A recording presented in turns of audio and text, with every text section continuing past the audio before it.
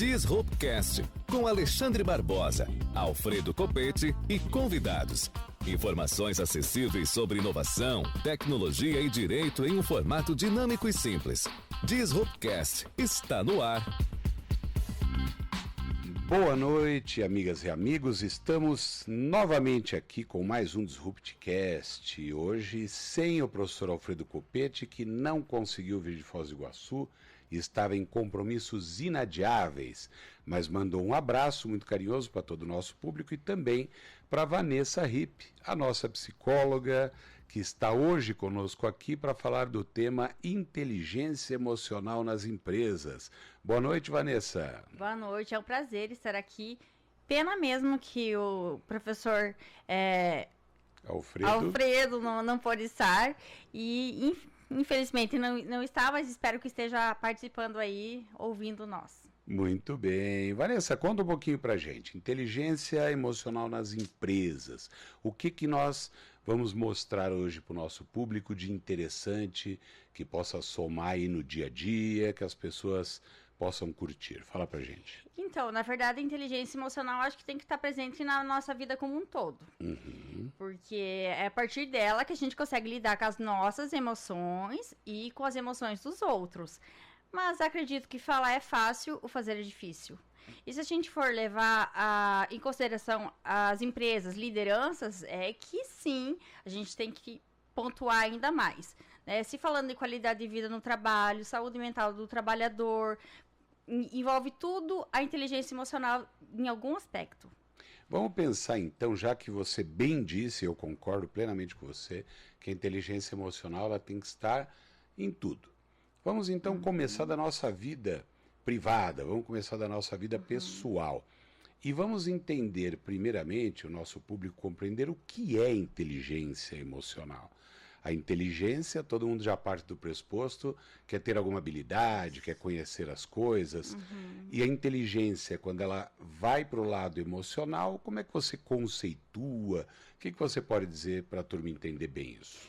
Pois é, quando a gente fala do quociente intelectual, que a gente fala do QI, é realmente a inteligência, né, de um modo geral, mas quando a gente coloca consciência de um modo emocional, a gente precisa partir de algumas situações específicas, como o autoconhecimento, empatia, as habilidades sociais, né, a autogerenciamento.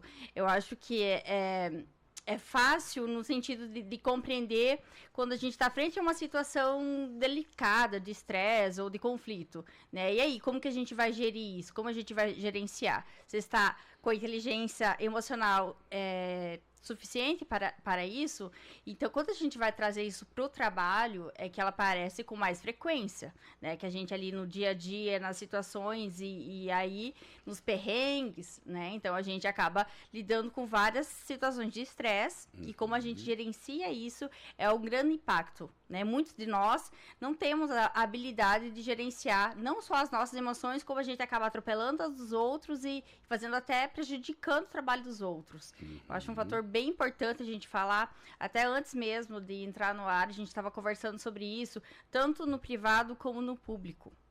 O tema tem que ser levado de uma forma bem importante mesmo, para as lideranças, né? Talvez o líder, a pessoa encarregada, né, o gerente, ele tem que ter consciência do que é ser um líder que vai engajar seus colaboradores, que vai trazer uma qualidade de vida para ele, que de alguma maneira vai fazer bem pro servidor, né, pro colaborador, e aí então ter resultados para a empresa. Né? A gente está falando de pessoas, né, das emoções das pessoas e, consequentemente, do trabalho executado da melhor forma possível. Quando a gente fala em inteligência emocional, é correto dizer, eu te pergunto, que a pessoa tem que ter equilíbrio, que a pessoa tem que ter ponderação, que quando ela porque muita gente fala, eu sou nervoso, eu não consigo me controlar, tem que aprender a se controlar, tem que entender o lado do outro também, é mais ou menos isso? É perfeito, é isso mesmo, porque de um modo geral são pelo menos quatro aspectos que a gente tem que levar em consideração, que é a autogestão mesmo, a autoconsciência, a empatia e a habilidade social. E quando a gente fala em empatia, quanto isso começou-se a falar mais depois da pandemia, né? Que a gente tem que mais, que você colocar no lugar do outro. Mas, assim, quando a gente tá lá na hora da situação de conflito, de estresse, a gente acaba esquecendo do outro, né? A gente se prioriza e fala, e aí? Né? Então, assim, eu acho que pelo menos ponderar, né, essas 4 situações.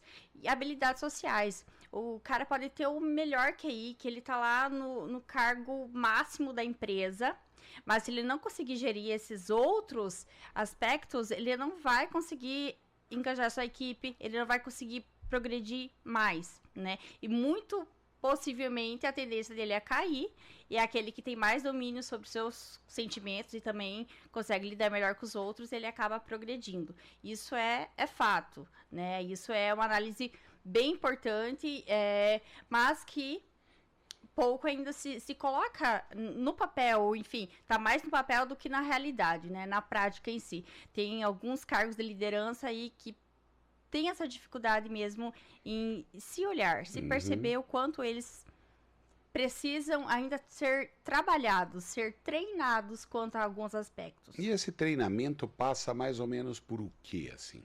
Você como Então, psicóloga, como é que você desenvolve um treinamento para atingir esse tipo de público, para ajudar a pessoa na construção do seu aspecto de líder e para fazer bons líderes, vamos dizer exatamente, porque assim, vejo eu que líder, ninguém nasce líder, né? Com o tempo ele vai construindo aí a sua caminhada e por isso todo líder tem que ser treinado Claro.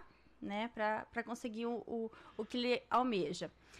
E cada caso é único. Talvez se eu for falar generalista mesmo, assim, vamos implantar um método de inteligência emocional numa empresa X, não vai ser igual na outra. Claro. Por quê? Né? Pela questão de diferentes áreas, diferentes setores, diferentes público, né? Talvez eu vou trabalhar com o pessoal lá que está no operacional, é mais homens, tem que ser diferente. Se eu vou trabalhar com mulheres, é outro método. Então, assim, não tem como...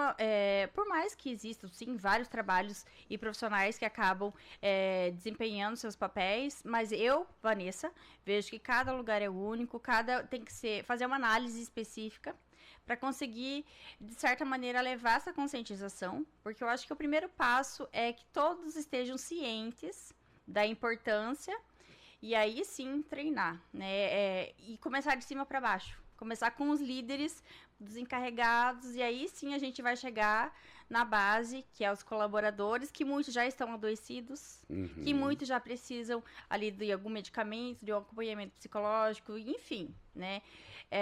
E aí, então, a gente fazer essa busca, tentar gerenciar ali da melhor maneira possível e claro, sempre buscar em prol da empresa. Né? Por mais que a gente está falando de pessoas, o objetivo geral vai ser uma entrega de qualidade, né? A empresa vai produzir mais, isso é fato, isso é estatisticamente falando que colaboradores com maior qualidade de vida no trabalho produzem mais e obviamente a empresa tem o seu destaque também no mercado. Sem dúvida nenhuma. É o que se diz, né? Quando você gosta do que faz, você faz melhor. Exato. E há quem diga até que se você trabalha no que gosta, você não trabalha, você faz por prazer, é um trabalho prazeroso. E me fale uma coisa, Vanessa, nós todos os dias somos submetidos a estresses das mais diversas ordens. Todos os dias somos questionados, todos os dias somos cobrados e eu percebo que algumas pessoas estão mais preparadas para essas cobranças, outras menos. Isso tem a ver com geração, isso tem a ver com as dificuldades que algumas pessoas enfrentam individualmente, porque eu percebo, por exemplo, que em algum momento da empresa o funcionário precisa ter uma resposta, desempenhar um determinado papel. E ele não desempenha, ele está devagar. E aí a chefia ali cobra, e o cobrar não é fácil, você tem que saber como cobrar para não machucar, não ferir. Quais são esses limites? Porque antigamente o chefe chegava, batia na mesa, xingava, mandava fazer e acabou. Hoje em dia não é mais assim que as coisas funcionam. Hoje em dia nós temos que trabalhar com respeito ao outro, com empatia, como você bem falou, porque a autoridade hoje ela é mais bem construída a partir do respeito do que do poder de mando. É isso, não? Como é que a gente pensa hoje isso? Como atingir o seu público num desafio desse? E é um desafio, né? Trabalhar com pessoas é um desafio todos os dias, né? Desde o chefe, né? Nessa questão que eu falo de ser treinado, ele tem que saber dar o feedback, ele tem que saber quando cobrar, tem que saber da comunicação não violenta. Então, assim, são várias características que, quando eu falo de treino, estou falando disso também, né? De como a liderança assertiva. E aí você, né, colocou essa situação de hoje em dia, né, não temos mais os funcionários, talvez, que aguentavam muita coisa e que não falavam nada. E que bom, que bom, Sem porque dúvida. aí, pensando nesse chefe aí, conforme você foi falando, eu pensei, que assédio moral é esse, hein?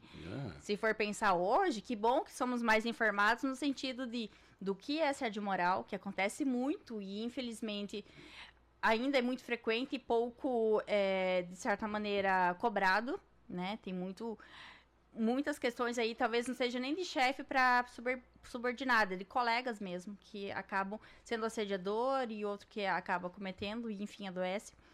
Mas falando de pessoas, né? Eu gosto muito de colocar um marco, assim, pandemia. Como mexeu com a gente essa questão da pandemia. Sem dúvida. Né? Então, assim, talvez lá naquele momento... Estamos falando de poucos anos, né? Não estamos falando de muitos anos. A pandemia então, se naquele esteve momento... aí até esses dias, né? Exatamente. E aí foi brusca, assim, esse novo modo de trabalhar, né? Todos equipados e distanciamento. Hoje, então, acho que veio muito a tecnologia muito mais depois dessa questão do online. E aí, ali já começou os primeiros sintomas aí das pessoas adoecerem, né? E hoje, claro, pós-pandemia ainda são as sequelas, né? Então, que muitas pessoas ainda com essa questão do distanciamento social ainda não conseguem lidar com, né? Como eles interagiam. Então, assim, as pessoas passaram ali por algumas dificuldades e todos os dias a gente passa mesmo, né? E eu, no meu trabalho, não consigo... eu, Vanessa, vou deixar uma aqui, amanhã eu vou vestir minha outra roupa e vou pro meu trabalho. A gente carrega, né? Claro. Família, filhos, amigos, pro trabalho também. Então, fica indissociável a gente falar, no trabalho eu tô bem, mas em casa eu não tô. E acaba virando uma mistura. Então, por isso, eu acho que a gente tá muito mais... a flor da pele, muito mais, assim, vulneráveis, né, em questão mesmo. Por isso que eu coloco lá no começo, a gente tem que falar de inteligência emocional a todo momento, né, por quê? Porque a gente precisa saber lidar com tudo isso que está acontecendo, de uma maneira mais saudável. Hoje, o saudável vou me medicar, né, esquece a atividade física, esquece as questões básicas, terapia, com um bom psicólogo, que vai poder te orientar, né, e acaba sempre tentando remediar, não só com a questão medicamentosa, mas com o uso de substâncias psicoativas, enfim, a gente vai tentando tapar o sol com a peneira, né, e vira uma bola de neve, porque você vai resultar isso no seu trabalho, você vai resultar isso na sua casa, e aí? Aonde a gente vai parar, eu não sei, porque se a gente não começar a se observar mais e pensar em novas estratégias, a tendência é só aumentar a questão de demanda de saúde mental. E aí, as empresas também estão preparadas para esse, já que a questão de saúde mental, depressão, ela é, se não me engano, a terceira maior índice de causa de afastamentos do trabalho, sem né? dúvida. Então, os chefes, os líderes E não os gostam. variantes da depressão também, Exato. síndromes várias, né? Exato. Então, porque eu sempre fico pensando,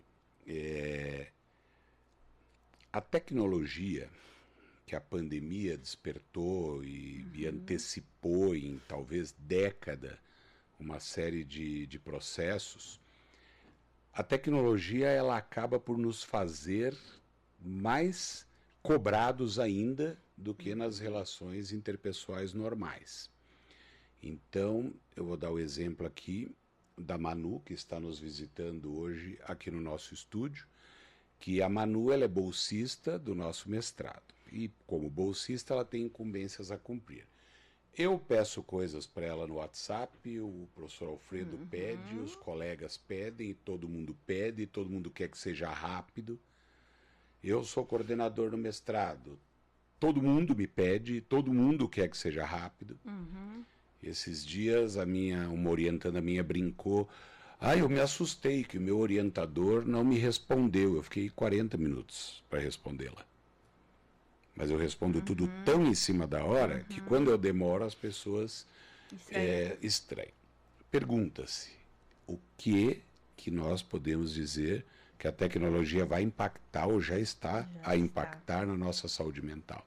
Porque não é fácil. Você é cobrado presencialmente, você é cobrado digitalmente, você é cobrado. Aí você responde o WhatsApp, não respondeu o e-mail, aí você respondeu o e-mail e muitas vezes você deixa de atender a pessoa que está aqui na sua frente. O Deva quer falar comigo e eu não falo porque eu estou no WhatsApp. Como é que é isso? E principalmente família, né? Como é que é isso? E aí, ser imediatista, né? Tem que ser na hora, tem que ser agora. Limites, né? Eu acho que um ponto bem importante, assim, cada um saber o seu limite, a sua tempo, né? E isso que eu acho que acaba atropelando e muita gente adoecendo. Não compreende lá na autoconsciência, na autogestão, não compreendem o seu próprio limite, né? Acabam se atropelando, acabam passando por situações que até ela dá conta que dar para quê? Para mostrar para o outro e esquece de si própria. E aí, quando a gente está falando de relações, acaba esquecendo de famílias, e isso é bem comum. Por quê? Porque muitos colocam o trabalho à frente da família, que é ali a base, é o chão e tudo mais, né? Que acaba. Então, eu acho bem delicado essa questão da tecnologia enquanto ser imediato, né? E sim, a gente tem que frear um pouco na questão mesmo de se colocar limites, até que hoje já passou do horário, não respondo mais, apesar que vai ficar lotando e depois, né, fica mais difícil. Mas a partir do momento que você colocar limites pro outro, o outro também vai te ver como, opa, até aqui eu posso, depois não posso mais. Eu também penso que é um treino e aos poucos a gente tem que fazer tipo um desmame, sabe? Que tá todo mundo ali na tona e eu posso falar pela Manu também, porque ela tá, né, a todo momento, o tempo todo. Calma. É uma fase da vida, naturalmente, só que essa fase passa e vem outra fase. Então hoje, o exemplo privilegiado aqui da Manu, ela é mestranda. Amanhã termina o mestrado, mas aí ela é advogada. Aí tem o cliente, aí tem não sei o quê. Então tem que saber pôr horário, tem que saber organizar os fluxos, tem que pôr limite, né? Exato. Não tem como a gente fugir disso, é uma regra básica. Porque no mundo do trabalho é até mais fácil, você tem horário de trabalho. Sim. E muitos falam, depois esse horário, bati o cartão, já não respondo mais. Tem mais, e entra com ação trabalhista, inclusive dizendo, olha, me usou depois do horário aqui e tal, né? Pelas vias digitais.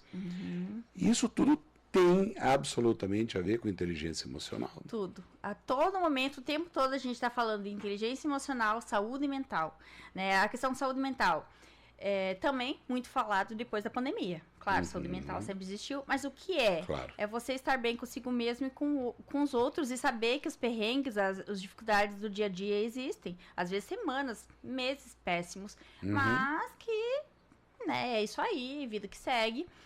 E o transtorno mental já é o adoecimento. É quando aquele dia, semana ruim fica persistindo e você começa a ter prejuízos, né? Tanto do sono, na alimentação, na qualidade de vida. Então, se transforma num transtorno mental.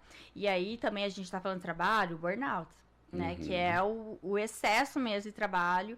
E aí, acaba você tendo um transtorno mental devido ao trabalho excessivo, né? E é um desgaste. Não, mas é depressão. Muito difícil, cada caso é único e precisa ser investigado por especialista, psiquiatra, né?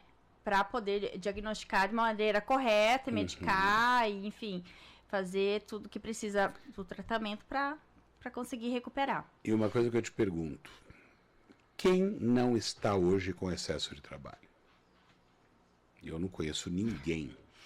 Até quem não trabalha formalmente tem uma série de afazeres e tá com aquilo e tá empilhado de coisa para fazer e não Às vezes quem não tem um trabalho formal está na rede social e vai ganhar dinheiro com aquilo que se torna um trabalho. E eu não conheço ninguém que você pergunte, olha, você está com tempo de fazer alguma coisa para mim? Ah, eu tô com tempo livre. Não conheço ninguém com tempo livre. A questão também, né, de ser É isso mesmo ou eu estou enganado? Não, é tudo muito imediato, né? E parece que o quê?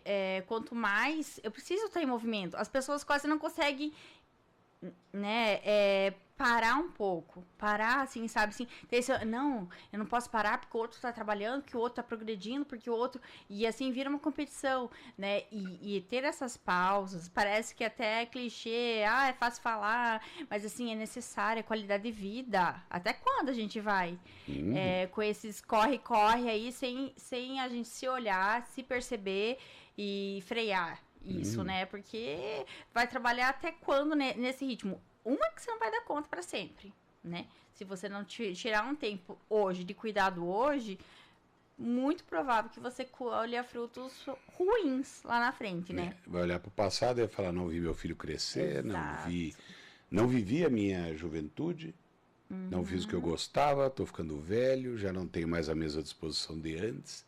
Tem que ter muita atenção com isso, né? E até essa questão da velhice mesmo, né?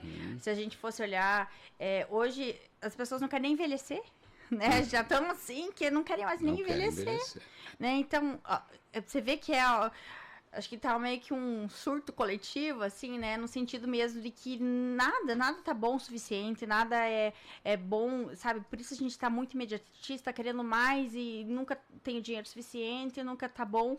Até quando? E poucos têm essa questão da inteligência emocional, de parar, olhar, ter alta compreensão, alta consciência para conseguir gerir tudo isso e falar, não, até aqui eu vou, né? E pensar daqui para frente do que eu posso até onde eu consigo. Uma outra coisa interessante, Vanessa, que me veio agora. A pessoa tá até o último fio de cabelo de coisa para fazer. Mas ela precisa vender o seu trabalho. Então vamos lá, o advogado. O advogado não aguenta mais atender cliente. Ele tem muitos clientes para atender. Mas ele está na rede social fazendo marketing para captar ainda mais clientes e mais clientes. Como é que é isso? Isso tem que ter um limite. As pessoas tinham que saber, olha, eu tenho um quantitativo de clientes que eu preciso atender, eu tenho um tanto de dinheiro que eu preciso captar e posso parar um pouco. As pessoas não têm esse limite porque elas querem muito dinheiro, elas querem muita fama, daqui a pouco elas não atendem bem aquilo que elas se programam a entregar. Me fala um pouquinho sobre isso nos nossos minutos finais, que infelizmente a nossa meia horinha, como você viu, passa bem rápido, né? Mas aí eu penso que é muito individual, cada caso é único e aí a gente não pode generalizar, porém, desse advogado em especial que você colocou a situação, poxa, se ele já está dando conta daquilo, e até que ele pode, com seu atendimento de qualidade, né, tem a sua clientela ali e tal, e mesmo assim, buscando, para quê? É pro ego, é para quê? Pro dinheiro. Então, assim, para ver o quanto é muito individual fazer essa autoanálise. É claro, eu, enquanto psicóloga, vou falar, fazer uma boa terapia aí já ajudaria. Mas é que tem muitas pessoas assim, buscando, nem elas sabem. Né? Se tivesse esse autocontrole de falar assim, poxa, agora eu vou parar, não vai dar tempo na sua carreira. Vai primeiro gerenciar todo o trabalho que você já tem, que você já iniciou. E aí depois, aí acabam atropelando, e como você colocou, acaba até o trabalho ficando, né, sem qualidade, porque tem que dar conta, né? Então é muito individual, muito subjetivo, mas que sim, acho válido a gente estar nesse momento aqui discutindo, e estou grata por isso, bem feliz mesmo, de ter essa oportunidade de levar essa importância, né, para nesse espaço aqui que até então é público, e aí o quanto é importante a gente falar para todo mundo e atingir cada vez mais pessoas sobre a sua importância de ter uma inteligência emocional, uma qualidade de vida no trabalho, enfim, de modo geral. É preciso, Vanessa, me corrija se eu estiver errado, que as pessoas entendam que elas têm que ter uma vida boa. A vida boa, muitas vezes, ela demanda dinheiro, outras vezes ela demanda bons amigos, outras vezes ela demanda uma família presente, outras tantas vezes demanda um trabalho gratificante. O importante é que ela tenha uma vida boa. Que seja coerente com aquilo que ela acredita, né? E não pelo outro. Não é que a felicidade do outro você tem que ser o que o outro quer, o que o outro está fazendo. Não, que seja coerente com aquilo que você acredita, né? Que seja daquilo que te faça bem mesmo, né? Porque senão não faz sentido. Você está buscando algo que não te completa, que não te faz bem. E, sobretudo, lembrar que vida boa não é só dinheiro. Muita gente pensa, o fulano tem a vida boa porque ele tem dinheiro, ele é rico, ele viaja. Às vezes essas pessoas têm tudo menos felicidade. Exato. Né? Ela tem, às vezes, só dinheiro. E não tem mais o que precisa, né? É isso? Não, é perfeito, exatamente. E assim, se fosse só o dinheiro, então as pessoas ricas estariam felizes, enfim, não precisariam... Satisfeitas e não precisaria de psicólogo, medicação. E a gente sabe que é o contrário, que quanto mais... Né, vai em busca só da questão financeira, acaba sim trazendo prejuízos. Quanto mais dinheiro, tem que ter mais dinheiro e mais. Exatamente. E mais, traz prejuízos para a saúde mesmo. A gente vê aí jogador de futebol que ganha milhões e não dá conta de pagar as dívidas porque tem muito patrimônio e, consequentemente, gera mais e mais e mais. É isso, equilibrar as emoções, equilibrar os desafios da vida. É isso, Vanessa? Exato. Porque a vida não é constante, né? Imagina se a vida fosse assim... Não é. Então é um sobe e desce, é uma montanha-russa, é um looping, e aí vamos. A vida é o mar, não é o poço, né? Exatamente. E aí a gente está feito para isso, e aí a partir do momento que a gente entende isso, que a vida é um sobe e desce, acho que fica mais leve a gente ver a vida dessa forma, né? E aí, então, que a gente sabe que vai ter dias muito difíceis, dias de mais tranquilidade, e é saber aproveitar, usufruir sempre, da melhor maneira possível. E assim vamos. Vanessa, muito obrigado por estar com a gente aqui. Adorei o bate-papo. Acho que todo o nosso público gostou, porque o assunto foi bacana. Foi ou não foi? Foi bom, né? Então, Vanessa, muito obrigado mais uma vez por estar conosco aqui. Espero que volte em breve para a gente continuar esse papo bacana. Cumprimento a todas as amigas e amigos, ouvintes. E olha, boa noite para todo mundo. E a semana que vem tem mais um Disruptcast, não é isso, Deva? Ângela, é isso também ou não? Então um abraço a todas e todos. Tchau.